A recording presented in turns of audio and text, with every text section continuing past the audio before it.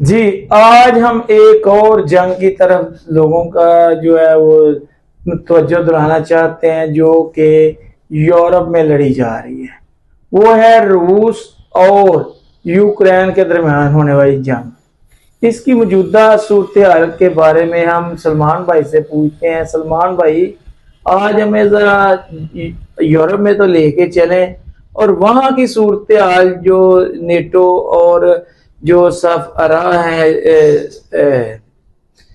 روس اور Ukraine Ukraine اور نیٹو بھی ان کے ساتھ ساتھ ہے نا، یوکرین کے ساتھ ہی، تو اس بارے میں کوئی لوگوں کو معلومات دی۔ جی وہ یہ ناظرین و سامعین کو یہ سمجھنے کے لیے کہ جنگ کیوں ہو رہی ہے روس اور نیٹو یا یوکرائن کے درمیان، انہیں یہ ذرا سمجھنا پڑے گا کہ جو ملک ہے نا یوکرائن، وہ جو ماضی میں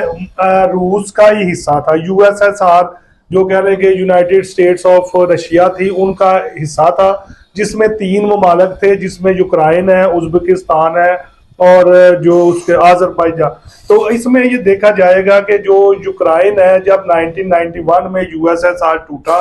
تو یوکرائن ایک آزاد ملک کی حیثیت سے بن گیا۔ تو پچھلے دنوں بھی یوکرین بھی حملے کر رہا ہے جو روس، تو پوٹن بھی جو ہے بیانات دیتا رہتا ہے، اس کی آرمی بھی۔ تو یہ جنگ اب کافی طویل ہو گیا ہے، پہلے لوگوں کا انٹرسٹ تھا، اب آہستہ آہستہ وہ انٹرسٹ ختم ہوتا جا رہا ہے، لیکن یہ جنگ جو ہے نا وہ رکنے کا نام نہیں رہی ہے۔ جی اس کی ایک خاص وجہ ہے، وہ وجہ یہ ہے کہ جو نیٹو ممالک ہے نا، اب یورپ اور روس کے درمیان جو ملک ہے نا یوکرائن، وہ ہے ایک طرف یورپ ہے دنیا کا اور دوسری طرف رشیا ہے۔ اب رشیا بھی اگر دیکھیں زمینی لحاظ سے ایک بہت بڑا ملک ہے، اور جو یورپین ممالک ہے وہ بھی تعداد میں کافی زیادہ ہے اور ان کا رقبہ کافی زیادہ ہے۔ تو لیکن اب جب تنازع آپس میں یہ بنا کہ روس کے صدر جو ولادیمیر پوٹن ہے، اس نے اسے یوکرائن کو کہا کہ آپ اس کے صدر کو کہ آپ جو ہے امپارشل رہیں، آپ نیٹو کا حصہ نہ بنے۔ اس مسئلے پہ تنازع بنا اور دونوں کی فورسز ایک دوسرے کے ساتھ لڑ پڑے۔ تو کیا جو یورپ ہے، جتنے نیٹو ممالک ہیں، وہ یوکرین کی جتنی اسے ضرورت ہے امداد کی، فوجی ایڈ کی، کیا وہ کر رہے ہیں یا خود بھی وہ فوج ان کی نیٹو کی فورسز اس میں انوالو ہیں؟ اس بارے میں آپ کے پاس معلومات؟ جی جب یہ جنگ شروع ہوئی، کیونکہ جو ان کا کہہ لیں کہ صدر ہے، وزیر اعظم جو یوکرائن کے ہیں، تو ولیسکی صاحب، انہوں نے سب سے پہلے جب یہ جنگ شروع ہوئی تو انہوں نے یورپین ممالک کی طرف ہی دیکھا اور نیٹو فورسز کی طرف دیکھا۔ اس کو یہ لگتا تھا کہ یورپین ممالک جو ہے اپنی فورسز نیٹو بھیج دیں گے اور وہ آگے روس کے ساتھ لڑیں گے، لیکن ایسا نہ ہوا۔ انہوں نے جو یورپین ممالک نے اور نیٹو نے اسے صدر صاحب کو کہا کہ آپ کو ہم امداد تو دیں گے، جس میں معاشی امداد بھی ہے اور فوجی امداد بھی ہے، لیکن جنگ آپ نے خود ہی رشیا کے ساتھ لڑنی ہے۔ اس لیے اس وقت بھی جو اسلحہ استعمال ہو رہا ہے وہ نیٹو کی طرف سے اور یا امریکہ کی طرف سے اسے دیا جا رہا ہے، لیکن جنگ جو ہے وہ خود، اس میں ایک بڑا جو ہے وہ پریس کانفرنس بھی ایک سامنے آئی تھی، جس میں ولادیمیر یہ جو امریکن صدر ہے جو اب موجودہ ٹرمپ صاحب، اور ان کے صدر صاحب جو یوکرائن کے ہیں، ان کی پریس کانفرنس کی تھی، اس نے بھی کہہ دیا کہ آپ کیوں جنگ بند نہیں کر رہے ٹرمپ صاحب نے۔ میں اسی جنگ کے اسی ملاقات کے حوالے سے آپ سے سوال کرنے جا رہا تھا۔ وہ خاصی پر امید ہو کر جناب وزیر اعظم یوکرین گئے تھے کہ ٹرمپ جو ہے نا وہ رشیا کے خلاف ہماری امداد کرے گا، لیکن وہاں جا کے اسے ٹوٹل مخالفت کا سامنا کرنا پڑا۔ تو اس بارے میں آپ کے پاس کیا معلومات ہیں؟ کس وجہ سے جو ٹرمپ نے اس کی بات نہیں سنی، آپ یہ بتائیں نا۔ جی اب اس میں سمجھنے کے لیے ذرا یہ بات ہے کہ جو دو فورسز ہیں نا اس وقت بھی دنیا میں، وہ امریکہ اور یو ایس ایس آر ہے اسٹریٹجک پوائنٹ آف ویو سے۔ اب چائنا بھی ایک جو ملک ہے اس کی بھی اکانومی بڑی بہتر ہے, اس کے پاس بھی اسلحہ اور جدید ہتھیار موجود ہیں, لیکن جو کہہ لیں کہ دو پاورز دنیا میں جو ایک دوسرے سے کہہ لیں دستوں گریباں ہونے کا چانس ہے جس کا, وہ امریکہ اور روس ہی ہے جو دوسری جنگ عظیم کے بعد. اب جب گیا ہے یہ صدر ویلسکی جو ہے ٹرمپ کے پاس, تو ٹرمپ نے اسے یہ بات بتائی کہ تم نے اتنے پیسے پہلے جنگ پر لگا دیے ہیں, ہم سے تم اور امداد مانگ رہے ہو, میں تمہیں کہتا ہوں جنگ بند کرو, اس کا فائدہ ہی کوئی نہیں ہے, تو تم کیوں جنگ کو طوالت دے رہے ہو. اس بات پر ان دونوں کی آپس میں جو ہے وہ میڈیا کے سامنے چپکلش بھی ہوئی, اور صدر ٹرمپ نے کہہ لیں کہ ایک جو ہے طاقتور صدر کے طور پر اسے جو ہے وہ میڈیا کے سامنے اسے برے الفاظ سے بھی اس کے ساتھ پیش آیا. کوئی ان کے درمیان تنازع کا جو مین ایشو تھا وہ آپ کے نالج میں ہو ناظرین کو, کیونکہ سوشل میڈیا اخبارات بہت کم بتاتے ہیں, تو اس بارے میں آج ہم ڈیبیٹ کر ہی رہے ہیں, گفتگو کر ہی رہے ہیں, تو آپ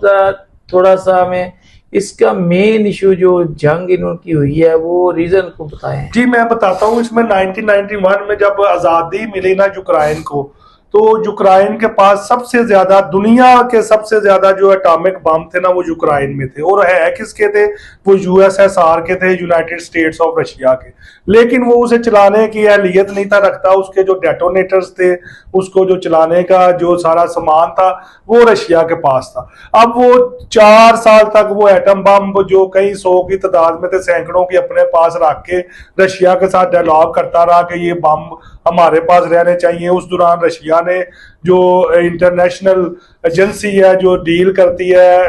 ایٹامک انرجی سے, اس سے رابطہ کیا. دونوں ممالک میں جو ہے آپس میں جو مذاکرات ہوئے, مذاکرات کے بعد وہ تمام ایٹم بم جو ہے وہ رشیا کو ہینڈ اوور کر دیے گئے. اس کے بعد جو حکومتیں بنتی رہیں جو یوکرائن میں, وہ کہہ لیں کہ پرو رشیا تھی, اور وہ مل کے جو ہے معاملات چلتے تھے. لیکن جب یہ صدر جو موجودہ ہے ان کے ویلسکی صاحب آئے, جو ان کا بھی آپ پوچھیں گے وہ ان کا بھی سارا بتاؤں گا میں کہ ہسٹری کیا ہے ان کی, انہوں نے آ کے اپنے آپ کو رشیا کی بجائے یورپین بلاک میں لے گئے. اور روس جو یہ چاہتا تھا کہ یورپین بلاک میں وہ نہ جائے اور نیٹو کا حصہ نہ بنے, تو اس نے اعلان کر دیا میں تو نیٹو کا حصہ بنوں گا. اور اگر وہ نیٹو کا حصہ بن جاتا تو روس کو سب سے زیادہ اس سے نقصان یہ تھا کہ نیٹو فورسز اس ملک میں اگر آ جاتی یوکرائن میں, تو جو روس کو اپنی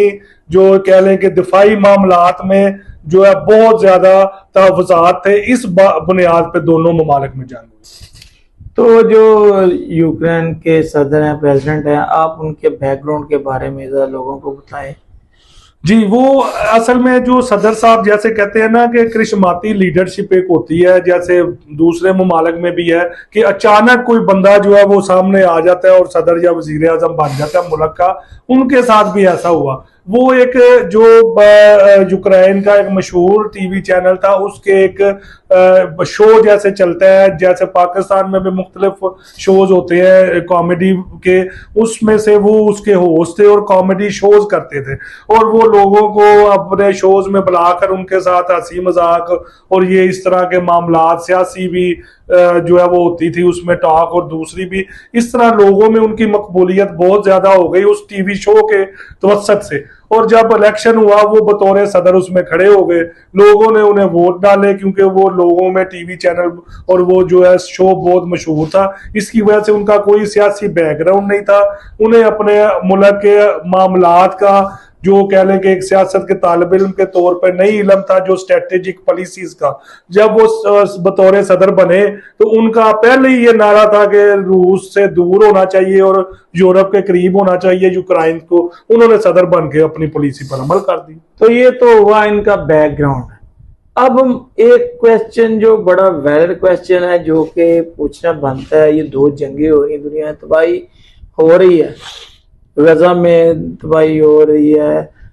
ایران میں, یہ یوکرین میں, لیکن اقوام متحدہ کہاں ہے, سلامتی کونسل کہاں ہے,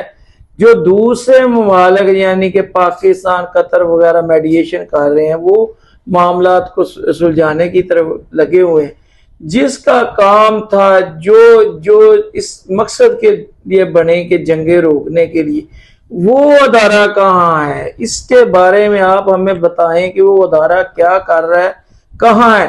غریب ملک ہوتا تو اب تک اس نے آ کے اپنی پابندیاں لگا بھی دینی تھی۔ اب وہ ایک بدماش امریکہ، دوسرا اوپر سے اسرائیل، اور تیسرا اوپر سے رشیا بھی اسی کیٹیگری کا، تو ایسے ممالک کو بند باندھنے میں ناکام ہو گیا۔ یہ ادارہ اپنی ساکھ کھو چکا ہے۔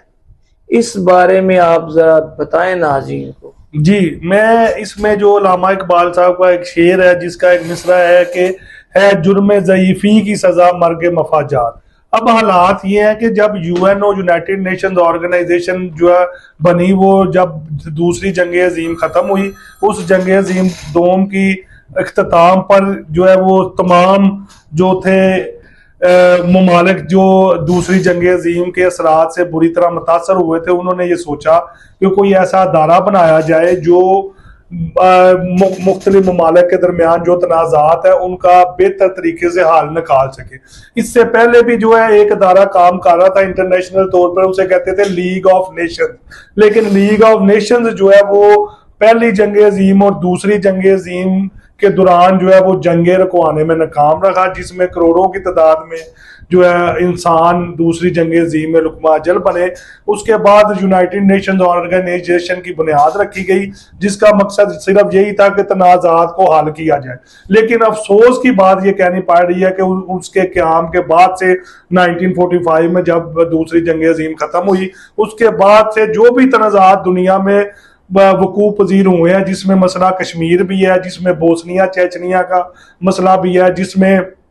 دوسرے مسلمان ممالک پہ حملے بھی ہیں، عراق، شام جو ہے، لیبیا، اور اس کے علاوہ افغانستان پہ، مصر پہ، جو ممالک ہیں آپ دیکھیں، ویتنام جنگ ہے، اب چل رہی ہے فلسطین میں جنگ، اس میں جو یو این او کا کردار ہے نا، وہ ایک کہہ رہے ہیں کہ خاموش تماشائی کی طرح ہے، اور اس نے جو ہے یو این او میں ہمیشہ جو ہے طاقتور ممالک، جس میں امریکہ جیسے آپ نے کہا، روس ہے، اور دوسرے طاقتور ملک ہے، اسرائیل ہے جیسے یو کے ہے، وہ اس میں اپنا ان کو صرف فیور ہوتی ہے، اور جو چھوٹے اور غریب اور کہہ لیں کہ طاقت کے لحاظ سے اس میں یہ سخت نہیں ہوتی کہ یو این او میں اپنی بات منوا سکے، ان کو کوئی فائدہ نہیں ہوتا۔ تو یہ بالکل صاف نظر آ رہا ہے کہ جو اقوام متحدہ یا سلامتی کونسل ہے، یہ طاقتور کی کٹ پتلی ہے، اور وہ کٹ پتلی کہیں نظر نہیں آتی جنگوں میں۔ آپ کسی بھی جنگ میں اٹھا کے اس کا کردار دیکھ لیں، وہ انتہائی مایوس کن ہے۔ کیا اب وقت آ نہیں گیا اس ادارے کو وائنڈ اپ کر دیا جائے؟ اس ادارے کی جگہ کوئی خود مختار ایسا ادارہ جس کے نزدیک طاقتور اور کمزور برابر ہونا چاہیے۔ یہ اس کی ساکھ مجروح ہو گئی ہے، اس بارے میں آپ کی کیا رائے؟ جی، میں تو بالکل آپ کی بات سے جو ہے اس اتفاق کروں گا فیصل بھائی۔ دیکھنا یہ ہے کہ آپ دیکھیں، ایک وہی ادارہ ہے جو کہتا ہے کہ ایران ایٹمی ٹیکنالوجی حاصل نہ کرے، اور 1979 سے اس پہ پابندی ہیں۔ پاکستان نے ایٹمی دھماکے کیے 1998 میں، تو اس پر بھی پابندیاں لگ گئی۔ انڈیا نے کیے، کوئی پابندیاں نہیں لگی۔ اسرائیل نے کیا، کیمرے کا دور ہے، مائک کا دور ہے، سیٹلائٹ کا دور ہے۔ اب یو این او کو کیا نہیں پتا کہ فلسطین میں کیا کیا انسانیت سوز مظالم اسرائیل کی طرف سے کیے گئے ہیں، اور وہ اسلحہ اور جو گولہ بارود ہے وہ کون انہیں دیتا تھا؟ وہ خود تو اتنا ملک ہے جو پاکستان کے پنجاب صوبے جتنا بھی نہیں ہے، تو اس کے پاس جو ایٹامک بم ہے، اس کے پاس جو طیارے ہیں، اس کے پاس جو دوسری چیزیں ہیں، وہ کس نے دی ہیں؟ یوکے اور امریکہ۔ یہ جو انتہائی ابتر صورتحال ہے، یہ اقوام متحدہ، تو اس کی اب جو مسلمان ممالک ہے اس کا تو ساتھ کبھی بھی نہیں نہ دیا۔ اگر مکہ معاہدہ ہوا ہے، اس میں ممالک تھی۔ جی، اصل میں جو آپ کا سوال ہے نا فیصل بھائی، یہ اب بڑے بڑے جو مسلمان ممالک کے لیڈرز تھے نا، جن میں شاہ فیصل کا نام آتا ہے، جن میں معمر قذافی کا نام آتا ہے، جس میں جو ہے وہ پاکستان کے ذوالفقار علی بھٹو صاحب کا نام آتا ہے، انور سادات صاحب کا نام آتا ہے، وہ سب نے مل کر، آپ کو پتا ہے کہ پاکستان میں ایک کانفرنس منعقد کی جس میں تمام اسلامی ممالک کے جو ہے سربراہان مملکت اکٹھے ہوئے. انہوں نے ایک پلان بنایا کہ ہم جو ہے ایک اسلامک بینک بنائیں گے اور تمام جو فورسز ہیں اسلامک وہ اکٹھی ہوں گی اور مل کر تمام مسلمان ممالک کا دفاع کریں گے. لیکن جو پرابلم یہ ہے مسلمانوں کو سب سے بڑی پہلے دن سے وہ میر جعفر اور میر صادق ہے. جب جس قوم میں ان کے اپنے ہی غدار شامل ہوں وہ قومیں کبھی ترقی نہیں کرتی. ہوا کہ اب بھٹو صاحب کا انجام آپ کے سامنے ہے. شاہ فیصل صاحب کا جو ہے وہ جو مسئلہ ان کے ساتھ ہوا، انہیں قتل کر دیا گیا، وہ آپ کے سامنے ہے. معمر قذافی صاحب کے ساتھ کیا ہوا، یاسر عرفات کے ساتھ کیا ہوا، جو بڑے بڑے مسلمان لیڈرز تھے ان کے ساتھ کیا ہوا. وہ یہی چاہتے تھے کہ مسلمان مملکت اکٹھی ہو جائے اور ایک ایسا ادارہ بنایا جائے جو مسلمان ممالک کو دوسرے جو کہہ لیں کہ